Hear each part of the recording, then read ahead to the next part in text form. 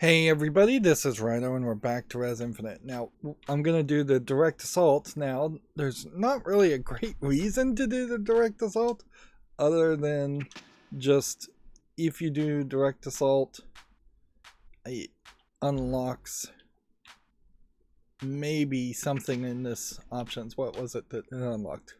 Yeah, clearing direct assault trance gets you immortality. But otherwise, it is just the entire game all the way through. Oh, and now I see it is the entire game all the way through multiple difficulties. Yeah, let's do normal, but I am not 100% sure I really want to bother with this. Now I have turned up the speed to the max on the controller. It still would be way faster if I use the mouse.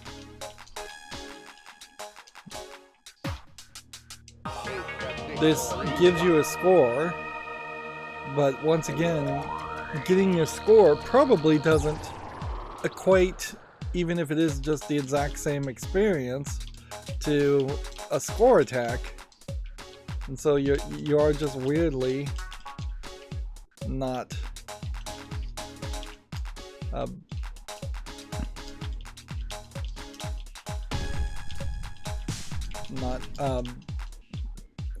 not being allowed to make good work of your time or good use of your time.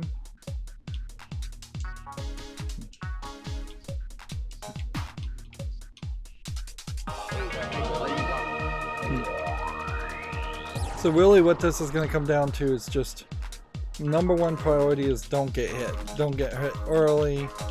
Just don't get hit in general. We want to be in that final form as quickly as possible. And in part of that, that's going to be try to get line combos as far as 4 or 8 enemies on screen at once.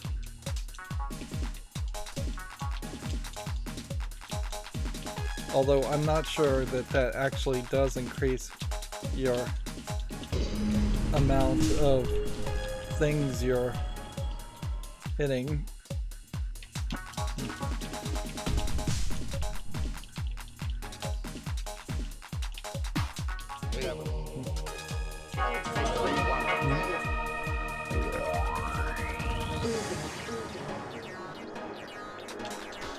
There definitely is a minimal amount of text, and there's going to be a minimal amount of commentary, honestly, while doing this. But yeah, there's a minimal amount of explanation actually in the game, and even if you look at the story mode, which I don't think I even saw if it even existed, in the first Xbox 360 version of the Rez Infinite. But yeah, I still don't know if me being evolved actually makes my lasers any faster or do any more damage. Like, for the most part, most of these enemies are set up where they have a fairly consistent number of targets that have to be hit. Often it is just one. So a stronger weapon really isn't that much better than a faster, whereas a faster weapon would be much better.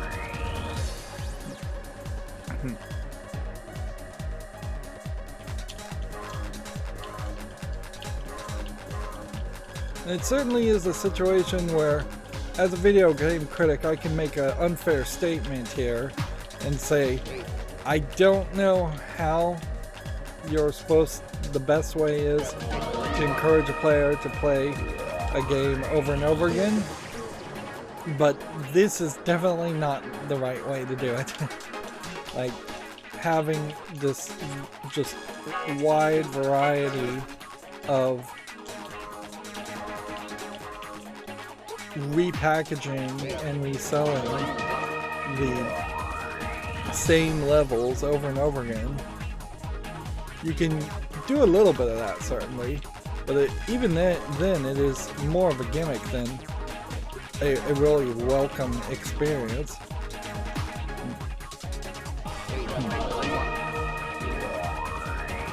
Like, ideally, maybe you would have just had an easy and normal and a hard mode, and then maybe you unlock score attack, or you have score attack running in secret.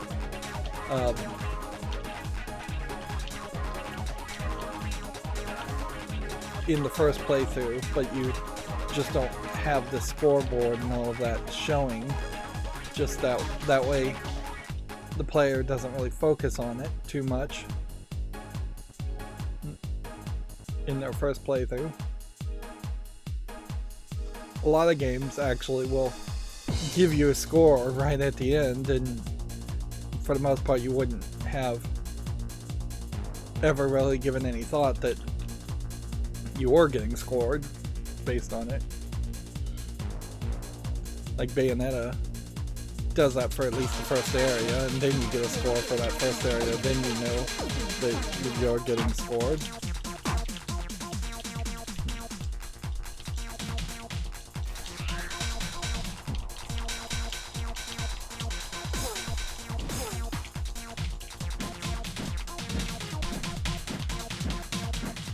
Now, I guess you might question if maybe there's a case here where you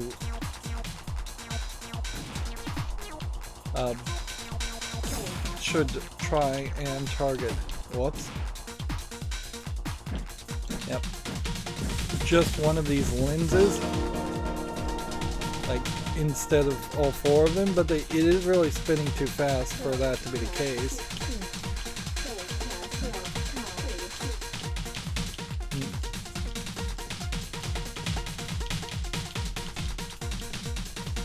And this really would be the situation where if the lasers were stronger, this is where that would come into play, is being able to do higher amounts of damage to a boss.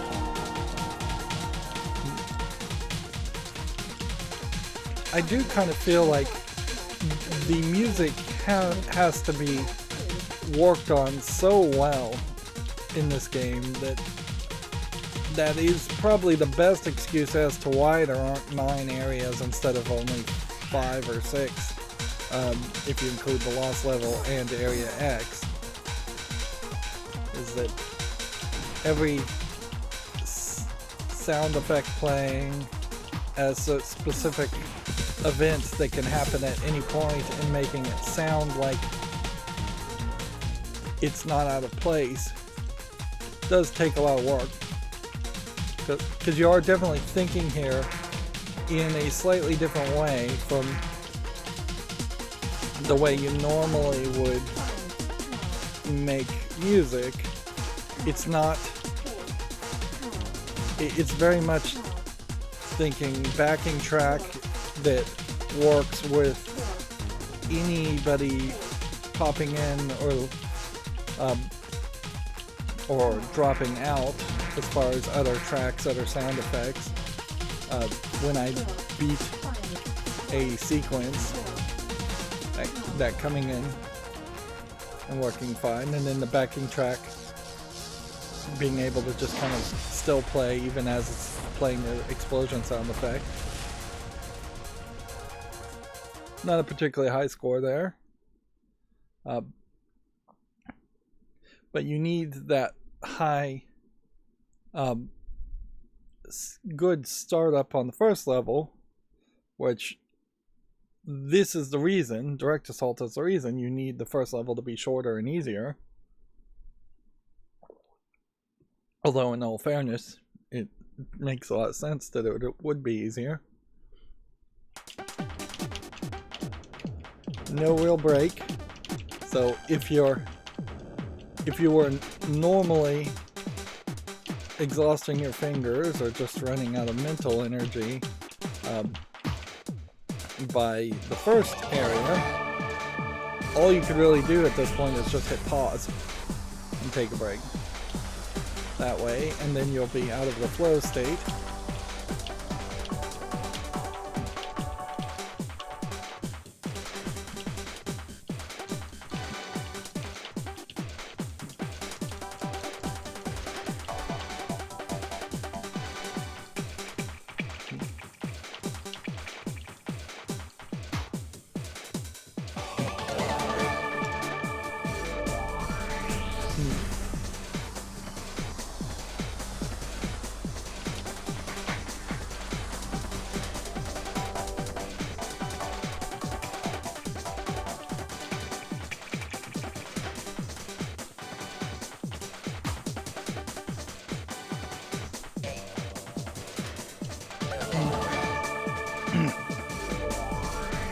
I'm going very quiet now. I've also noticed for the first time of my many annoying vocal tics that almost certainly I hear way more than anybody else. I am going quite a lot while covering this.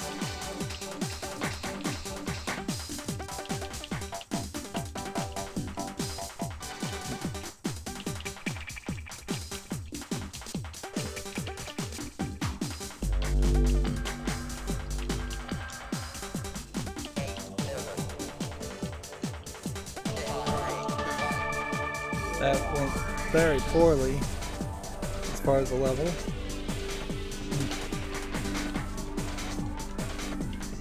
Noticeably, not really getting a lot of rewards.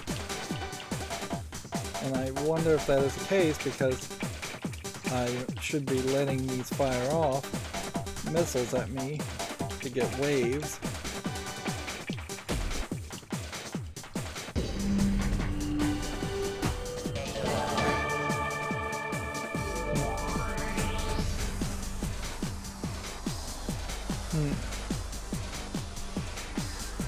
Yeah, and I guess it's important to just say now that I'm only going to give this one try. I am not willing to spend the extra time to do yet a second attempt at a direct assault. And I'm not willing to really commit the time to beat this multiple times, even if I was doing fairly well and being fairly successful with it. Yeah, I just can't see it being particularly fun to play a second level of difficulty. Unless, and even at this, that still really wouldn't be acceptable enough in my book. That trance mode and the other modes aren't difficulty modes, but are instead different songs, which at least that would be a little bit interesting.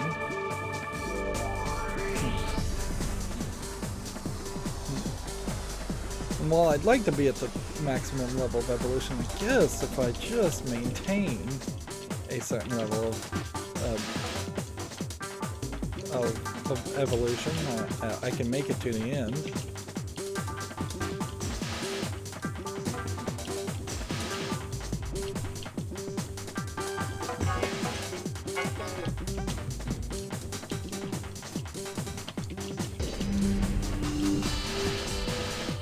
I almost certainly should have saved the overdrive there. I'm not getting overdrives fast enough to justify using them.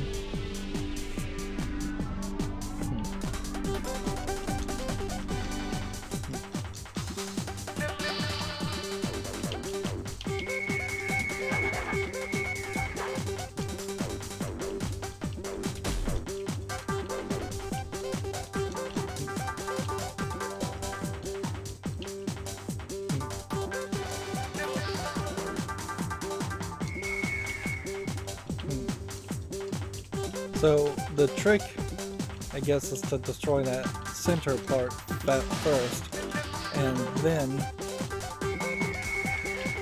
that lets you target the other things.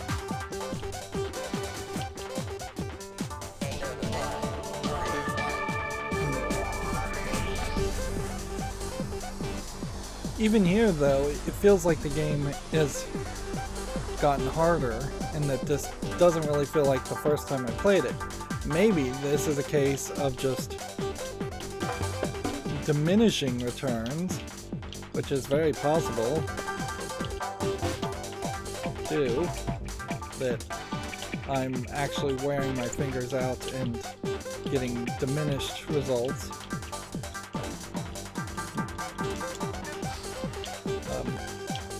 Instead of what you would expect would happen, which is you would get better at the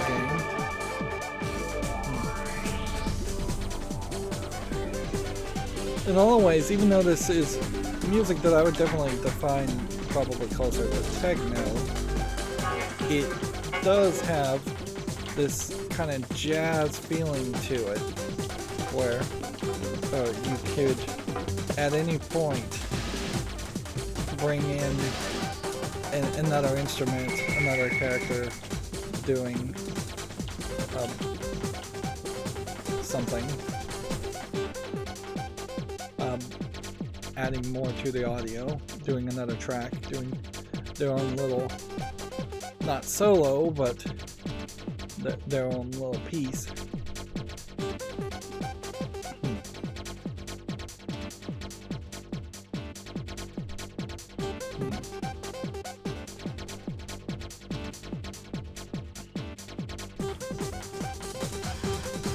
Yeah, the more I think about it, I suggested the idea, if you were going to try something like this in modern times, of potentially having a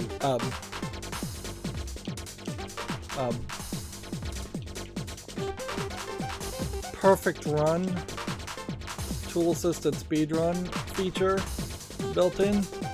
So if you could do level 1-1 of Area 1 really well and just perfect that, then you could have that be the first part and always start your next runs at level 1-2, and then you can cut and paste the best experience together through multiple runs to get further and get a better high score and all that. The way you would limit something like that is to make it so if you take damage in level 1-1, then you can't start at full damage ever at level 1-2 until you made that perfect run. That's not too far off of what we're doing right now with the direct assault. The only difference is there's just no cutting and pasting of different runs. You have to make the perfect run in one attempt.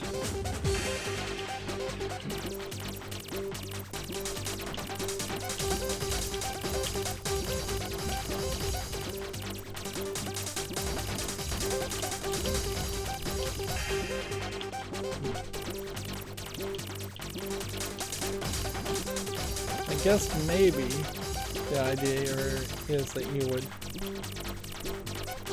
be able to eventually figure out where the next group of these yellow stems are going to come from and be a little ready for them. But I don't think you can actually be that ready for them, because the first three always burst before you can hit anything.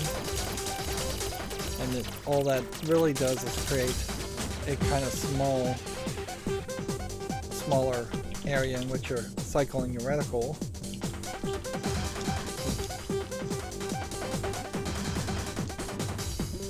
There's a small feeling that you might be taking out a few of these arms semi-permanently, because they do feel like they are a little bit darker, but I guess that's not really the case.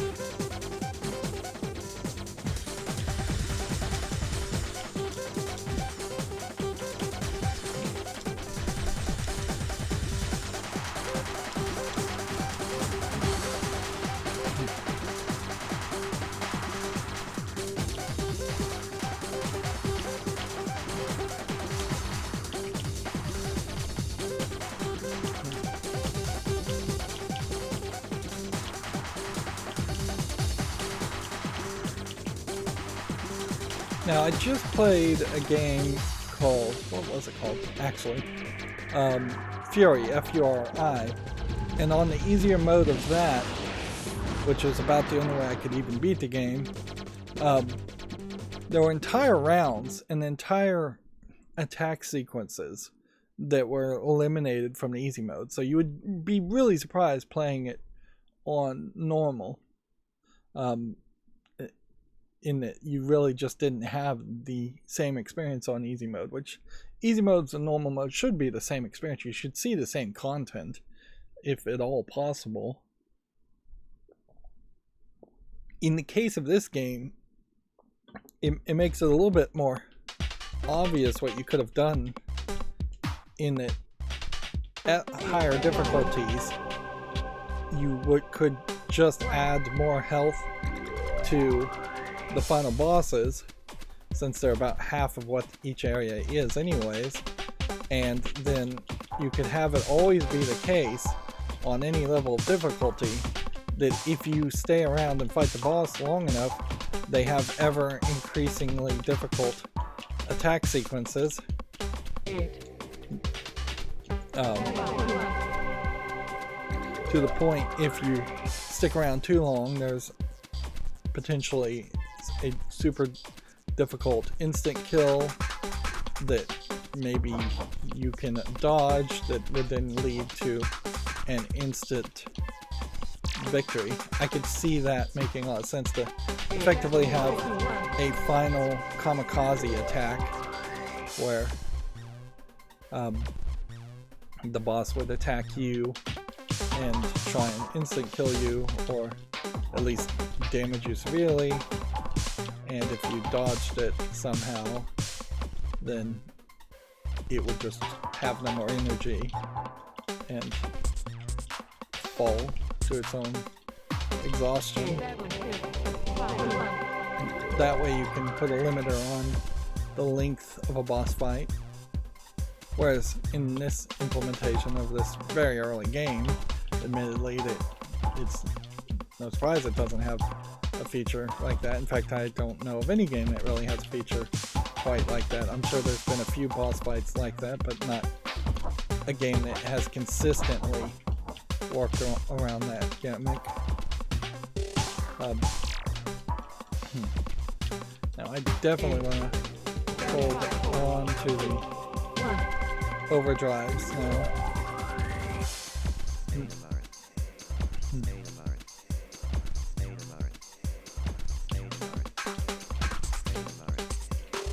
If we get to the boss fight with a couple overdrives, come to think of it, there's a specific point where an overdrive might be very useful.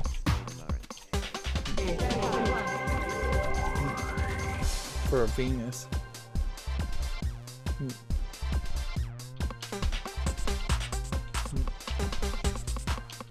And I definitely am getting the feeling that familiarity here is perhaps starting to breed a little contempt. In all fairness, this is almost certainly one of those games that should be played once in a lifetime, not twice. A lot of games don't stand up to second playthroughs, particularly years apart second playthroughs.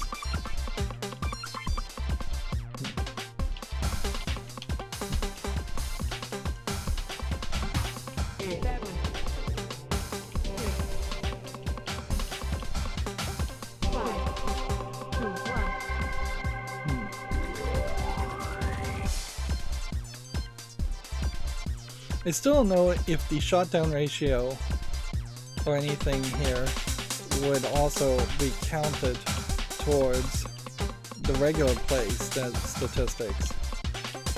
So even if I got a really good shoot-down ratio here for this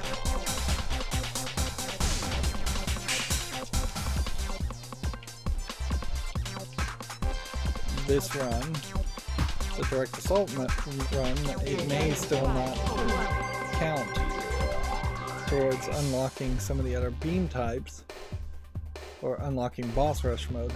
Yeah, I think it's actually unlocking boss rush mode.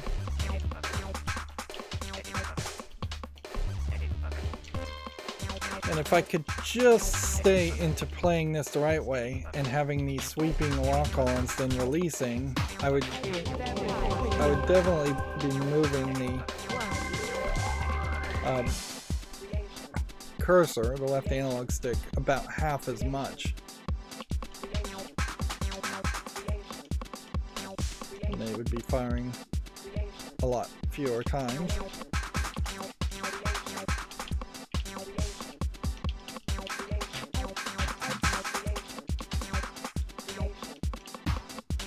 I guess it is really a situation here where they also have to kind of break in between every single wave to give you a decent chance to refill and catch up. Because if you have fallen behind and there was just constant wave after wave, kind of like what we're seeing here in this sequence,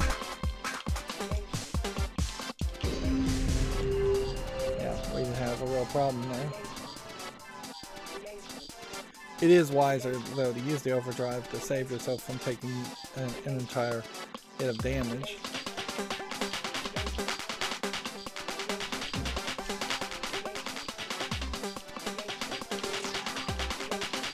And hitting all of these, I don't feel like does anything other than just give you a score.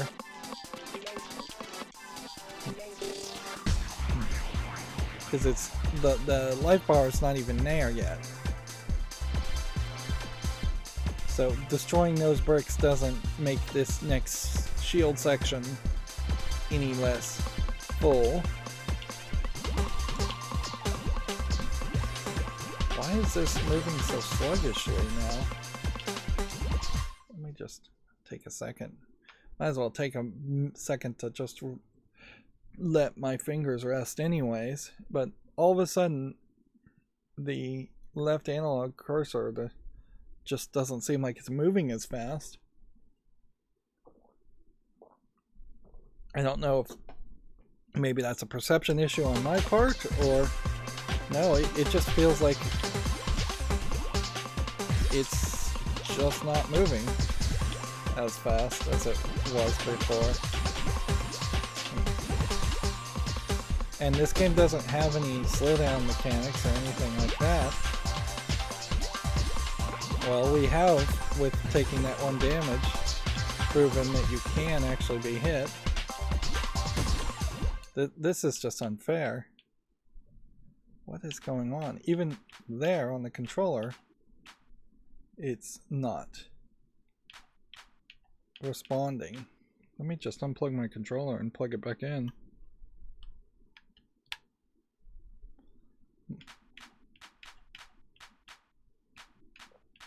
Yeah, that all of a sudden feels really smooth. So I don't know what happened there. Like, maybe my controller really is breaking, which wouldn't be super surprising.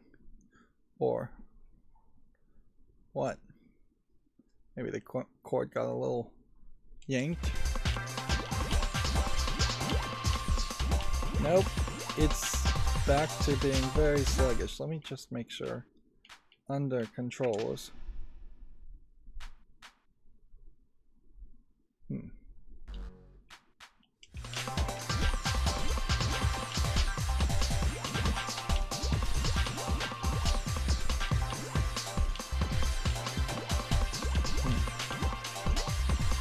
Let's see. Nope. What is going on here? Let me just see if we're dropping any frames, because that would imply a CPU performance issue. No, not according to OBS. Let me just, you know what, I'll take, even though my controller is plugged in, I'll take the batteries out of the back of it, just in case maybe that's somehow causing a problem. I only use the batteries when I'm using it with an 8-bit though adapter to play Switch games.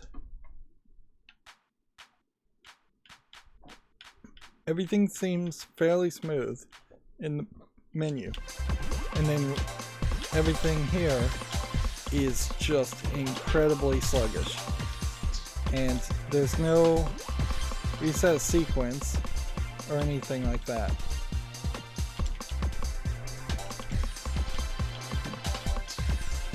And this sequence is playing differently, I would have to say too. Because every other time the tiles have always spun around clockwise, and then in that case they were spinning around anti-clockwise, or counterclockwise, as people in the US actually say it. I prefer the phrase anti-clockwise. I think it makes more sense. This is still really sluggish, and so I'm just gonna almost certainly take a hit because the game decided to crap out on me. Which, yeah, you can't put 30 minutes into a direct assault mode and then have the game cheat you out of a victory, which it almost certainly has. Like, I don't think this is really recoverable. Now, I was thinking the best point to use overdrive would be right about now. You clear out all the targets and then throw an overdrive before any new targets get shot at you as far as these drones, and the overdrive could exclusively on hitting these launchers.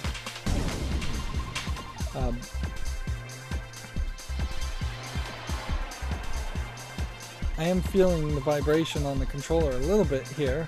Maybe this is the first time that the controller signals from the vibration on the Xbox have actually worked, or maybe it's just the first time I've noticed. It's easy for it to honestly be either case, like, which has always been my problem with vibration in modern days, is that it really is just not an important function that works well. You either make your game vibrate too often or for too long, or you do it very subtly, and I would say the vibration on the beat is subtle enough for you to miss it. And I imagine pro players would always turn off vibrations unless it in a specific game gave some real advantage, because I imagine the vibration is just this kind of constant fatiguing element.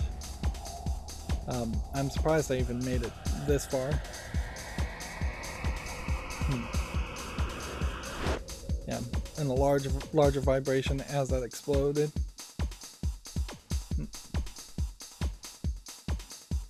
This will highlight, though, where this is exactly what you wouldn't want, is starting the next level at the 0 form.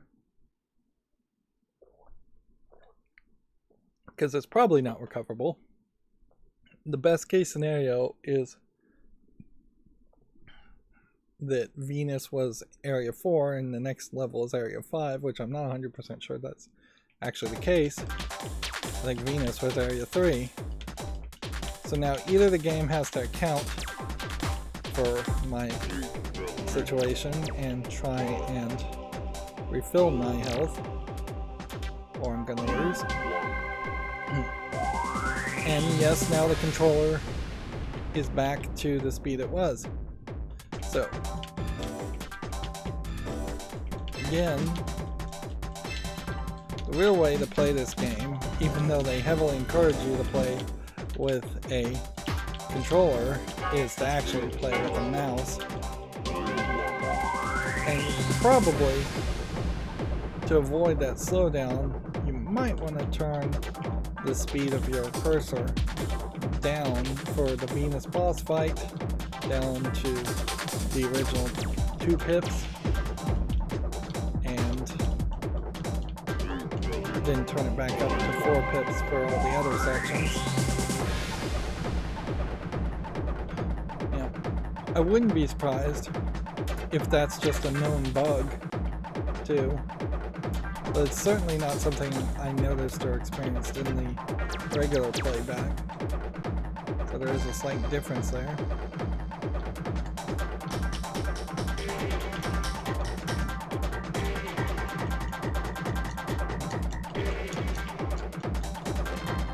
So this isn't really a case where you should target the arms. It is more a case you should target the center.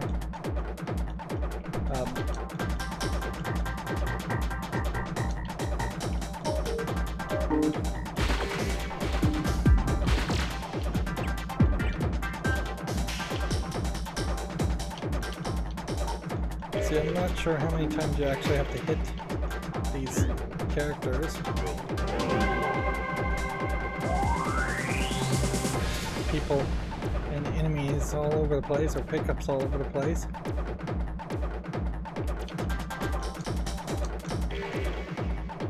Let's see. Max hit 8 needed. So hitting this like this is the smarter move. I imagine a more modern take on this idea would be that to have very fast regenerative shields so that you can't tap the A button to defeat them, that you would have to hold down the lock on and get a full hit. These guys only take 4. And it remembers basically to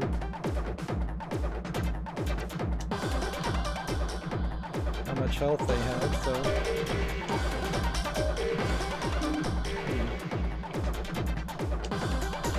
it is, if you swap around, it's still going to help you not overshoot on an enemy.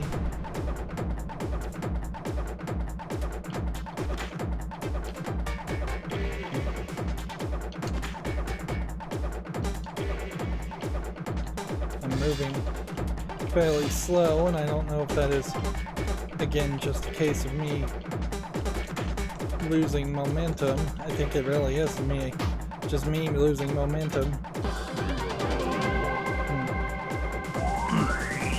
It's frankly just too much.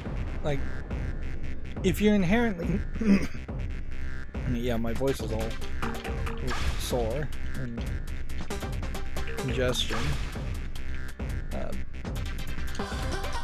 Yeah, if you need to break a level up normally into 5 areas, a game up into 5 areas, which we really have always been in that situation.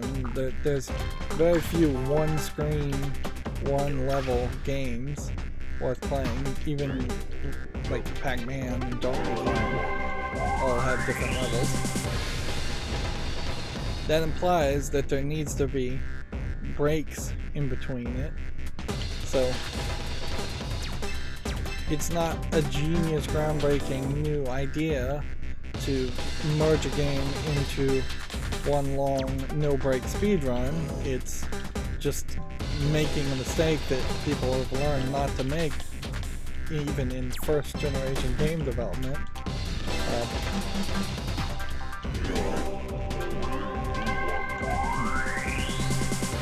Of course, it really wouldn't add too much gameplay if Direct Assault mode really was just combining your best runs of the 5 levels, but really that is what it should be. Is that it would just be a new scoreboard. Of course, that's not much you can sell a new version of the game on. Although in the case of Rez Infinite, you almost certainly didn't get that many new sales from people who had never heard of Rez, or didn't have like a friend telling them about Rez. Like, this is definitely a game that is going to sell almost exclusively by its reputation and word of mouth, not by fancy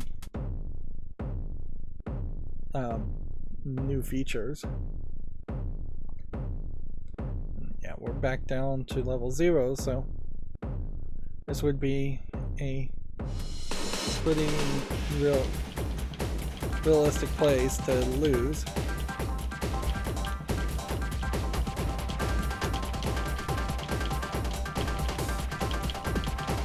Now in this level, I know that there are some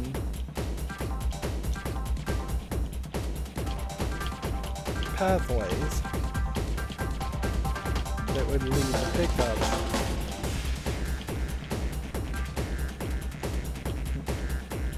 Little blue things on the walls.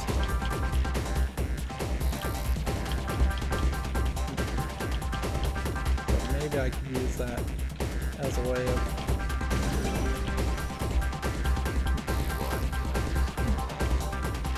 getting a level up.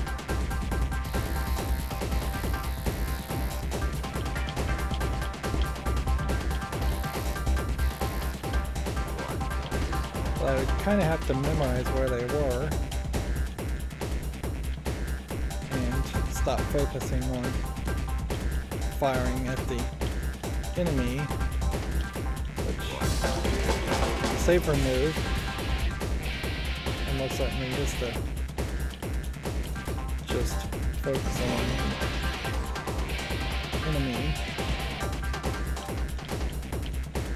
And I'm not sure you actually get any of these level ups until you get into this final phase anyways. Right there. That was one, but it didn't work for me. There's another. Those specific sequences and sections also highlight, though, that if you're trying to get 100% of the pickups in a game, it's probably close to impossible. It definitely would be very difficult in this sequence, and having that one unique difficult sequence may be enough. I don't know if we're going in circles here or not. Yep.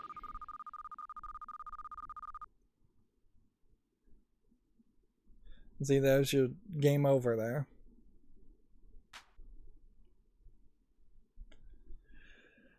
So, yeah, I'm not sure if ambient here really is a harder difficulty, like, because it starts on normal, but normal may just mean the audio, whereas ambient may just be a different set of music, which would be very weird to have a different set of music for the entire game 5 times over and have all that locked out. So I kind of do think this is just difficulty modes.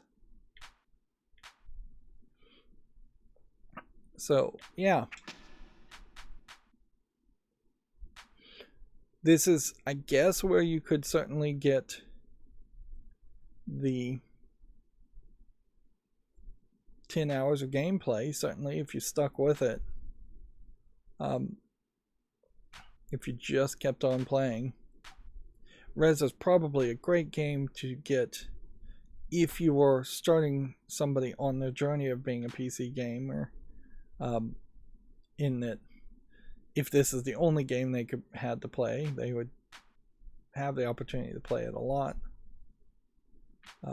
Far too much, though. It's just really insanity how much is locked behind this beyond.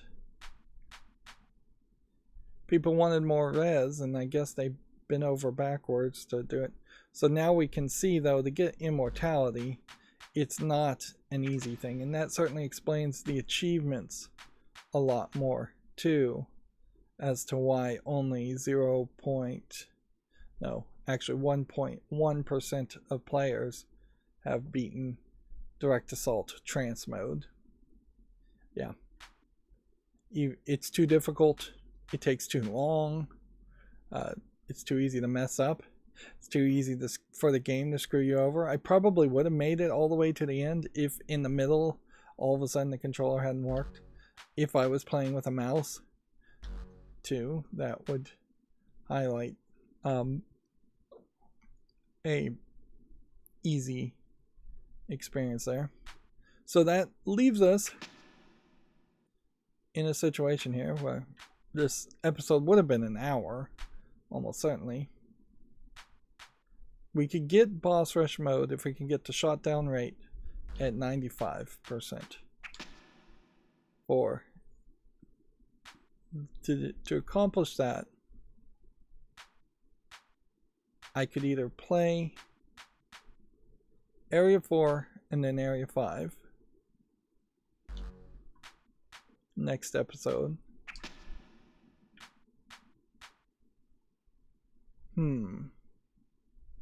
Interesting, you can't do Area 5 in traveling mode.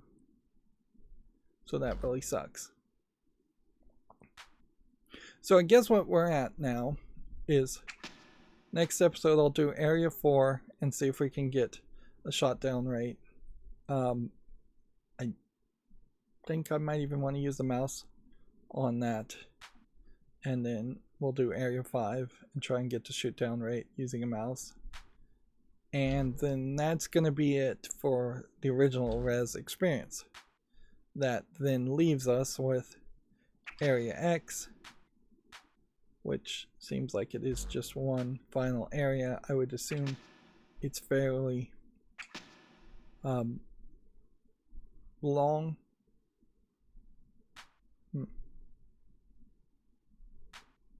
Point display for defeated viruses as an option. Let's turn that on and see what that looks like. So, yeah. Just turn up the mouse speed to the maximum too while we're at it.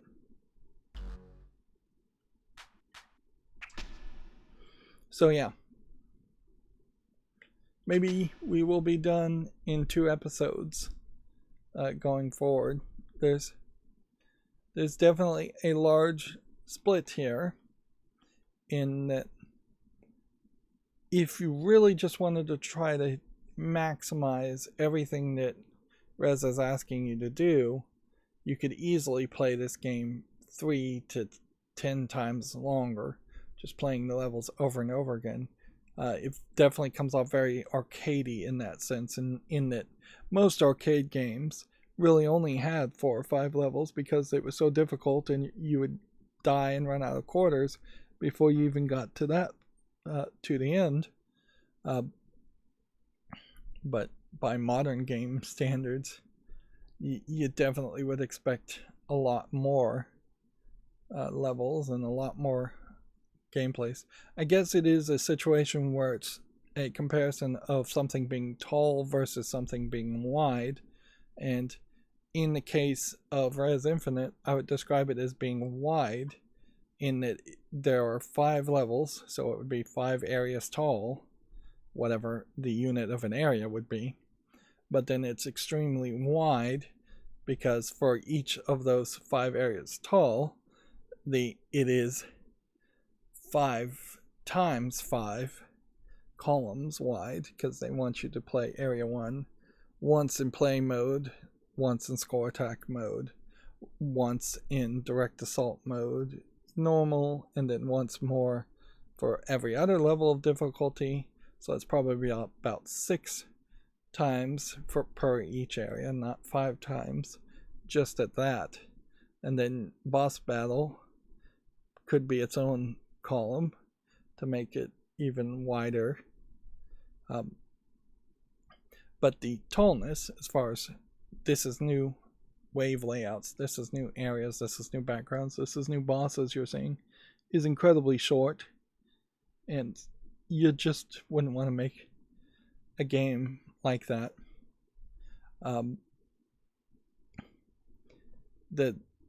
There's the tall and wide analogy, I guess, isn't used. Yeah, I'm perhaps inventing it as I speak, but it probably would apply to a lot of games, certainly. There are definitely bigger games that have grind in them, So you're seeing the same rat, the same skeleton, the same ghoul. Skyrim is probably a great example of that. Like the number of enemies you see in Skyrim and fight are probably in the 20s, 30s at most. You see the same ghouls over and over again, but every time you get into a cave, even if the caves aren't particularly imaginative in their layout, it is a bespoke, unique cave. It was obviously at some point procedurally generated, then locked down, but that adds to the tallness. Every time you're in a new quest, each quest is a artistically created, written, dialogued out quest. Each guild is something different. Each city is something different, which makes Skyrim be way taller than, say, Rez Infinite by far, but it also makes it not that wide of a game, because you aren't going to a cave and then sometimes fighting skeletons, sometimes fighting ghouls, sometimes fighting rats, sometimes fighting bats, things like that. That is completely missing in something like Skyrim. Every time you go to a cave in Skyrim, you're fighting ghouls, almost 100% exclusively. Every time you're in a field and you get attacked in Skyrim, you're being attacked by raiders or dragons, and dragons are like special bosses, and that's pretty much it. If you're in a certain area of the map, the raiders will look one way, versus if you're in a different area of the map, the raiders will look a different way, but they are just humanoid raiders, bandits otherwise. Anyways, I don't know if I'm really making enough sense to bother to continue, but yeah, far too wide of a concept of a game, for lack of a better description. Anyways, that's going to be it for this recording. As always, I ask you to like, share, subscribe, comment, and watch every second of my videos. If you want to support me further, there's a link down below. Thank you for watching. Have a good evening.